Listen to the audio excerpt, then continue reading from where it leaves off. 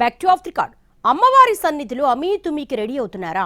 గర్భగుడి నుంచి ఆఫీస్ దాకా విచిత్రమైన వివాదాలు రేగుతున్నాయా? అమ్మకు సేవకులము అన్న సంగతి మర్చిపోయి అంతా అధికార దర్పం ప్రదర్శించడానికి మాత్రమే పరిమితమవుతున్నారా? బెజవాడ ఇంద్రకీలాద్రి మీద ఏం నడుస్తోంది? పాలక మండలి ఉద్యోగుల మధ్య ఎక్కడ చెడింది? రోజుకో గొడవ, పూటకో వివాదం అన్నట్టు తయారవుతోంది బెజవాడ ఇంద్రకీలాద్రి మీద వ్యవహారం. రాను రాను అమ్మవారి సన్నిధిలో ఆధ్యాత్మిక వాతావరణం పెరగడానికి బదులు ఘర్షణపూరిత వ్యవహారాలు పెరుగుతున్నాయంటూ భక్తులు ఆవేదన వ్యక్తం చేస్తున్నారు. అది అధికారులైనా, అర్చకులైనా, పాలక మండలి సభ్యులైనా, వాళ్లు ఎవరైనా సరే ఇంద్రకీలాద్రి మీద అడుగుపెట్టి బాధ్యతల్లో ఉన్నారంటే అమ్మవారి సేవకులే తప్ప అధికార ప్రదర్శనకు ఆస్కారం ఉండకూడదు. కానీ ఇప్పుడు ఆ సేవా భావన పక్కకెళ్లి అడుగడుగునా బాధ్యతారాహిత్యం కనిపిస్తోందన్న విమర్శలు వినిపిస్తున్నాయి. పెత్తనం కోసం ఒక వర్గం, ప్రభావం చూపేందుకు ఇంకొందరు, కాసుల కక్కుర్తితో మరికొందరు ఎవరికి వారు తామే సర్వం అన్నట్టుగా వ్యవహరిస్తున్నారట.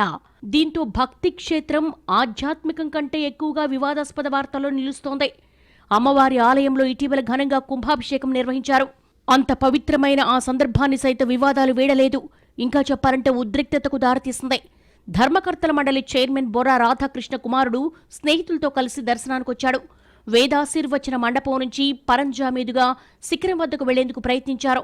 అయితే విధుల్లో ఉన్న ఉద్యోగి సంప్రదాయ దుస్తులు తప్పనిసరంటూ వాళ్లను ఆపడంతో గొడవ మొదలైంది. పంచ కట్టుకోవాలని, ప్యాంటు చొక్కాతో వెళ్లరాదని ఉద్యోగి చెప్పడంతో ఆగ్రహం చెందిన చైర్మన్ కుమారుడు విషయం తండ్రికి చెప్పాడట. దాంతో ఈవో కార్యాలయంలోనే ఆ ఉద్యోగిపై చేయి చేసుకున్నారన్న ఆరోపణలొచ్చాయి. ఈ ఘటన ఆలయ వాతావరణాన్ని ఒక్కసారిగా కుదిపేసింది. కేసు పెట్టాల్సిందేనని ఉద్యోగులు పట్టుబట్టగా మహాక్రతువు కొనసాగుతున్నందున అంతదాకా వెళ్లొద్దంటూ దేవాదాయ శాఖ కమిషనర్ జోక్యం చేసుకుని పరిస్థితిని చక్కదిద్దినట్టుగా తెలిసిందే. అదొక్కటే కాదు, కొద్ది రోజుల క్రితం ఓ సభ్యురాలు 10 మందితో దర్శనానికి వెళ్లారట. తనతో కుటుంబ సభ్యులకి అనుమతుందని సిబ్బంది చెప్పడంతో ఆమె వినకుండా నానా రచ్చ చేసినట్టుగా తెలిసిందే. వెనకొస్తున్న వాళ్లంతా మావాళ్లేనంటూ హంగామా సృష్టించినట్టుగా తెలిసిందే. ఇక హుండీ లెక్కింపు సమయంలో ఓ సభ్యుడు అత్యుత్సాహం ప్రదర్శించారు. ఆభరణాల పరిశీలనలో భాగంగా వేరు చేసిన సందర్భంలో ప్రక్రియ పూర్తి కాకముందే అప్రైజర్ను నిలదీశారు. ఆ హడావుడితో చివరికి అప్రైజర్పై వేటు వేయాల్సొచ్చిందట. ఇలాంటి వరుస ఘటనలు ఉద్యోగుల్లో అసంతృప్తిని పెంచుతున్నాయంటున్నారు.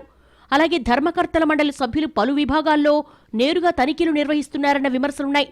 వాళ్లే ఉన్నతాధికారుల మాదిరిగా వ్యవహరిస్తూ ఉద్యోగులపై పెత్తనం చేయడం ఏంటని నిలదీస్తున్నారు ఉద్యోగులు. లోపాలు గమనిస్తే అధికారులకు తెలియజేయాల్సిండగా సభ్యులే నేరుగా జోక్యం చేసుకోవడం వ్యవస్థాపకంగా సరైంది కాదని ఉద్యోగులు అభిప్రాయపడుతున్నారు. ఇక కార్యాలయాల వ్యవహారంలోనూ చర్చ మొదలైంది. ఇంద్రకీలాద్రి పరిమిత స్థలంలో ఉన్నప్పటికీ ఈసారి చైర్మన్కు ఛాంబర్, సభ్యులకు మరో ఛాంబర్ కేటాయించారు. దీంతో ఇన్ని ఆఫీసులు అవసరమా, వ్యయభారం పెరగదా అన్న ప్రశ్నలు వినిపిస్తున్నాయి. ఆలయ వనరులను భక్తుల సౌకర్యాలకే వినియోగించాలనే వాదన ఉద్యోగుల్లో బలపడుతోంది. ఇలాంటివన్నీ కలగలిసి ఇప్పుడు దుర్గామల్లేశ్వర స్వామి దేవస్థానంలో స్పష్టమైన రేఖ గీసినట్టుగా పరిస్థితి మారుతోంది. ఒకవైపు ధర్మకర్తల మండలి, మరోవైపు ఉద్యోగులు, ఇంకో పక్క అర్చకులు, ఇలా ఎవరికి వారు వర్గాలుగా విడిపోతున్నారు. ఇప్పటి వరకు మౌనం పాటించిన సిబ్బంది ఇకపై అమీతుమీ తేల్చేసుకోవడానికి సిద్ధమవుతున్నారన్న సంకేతాలు కనిపిస్తున్నాయి. అమ్మవారి సన్నిధిలో ఇలాంటి పరిణామాలు కొనసాగితే భక్తుల విశ్వాసంపై ప్రభావం పడే ప్రమాదం ఉందన్న ఆందోళన వ్యక్తమవుతోంది.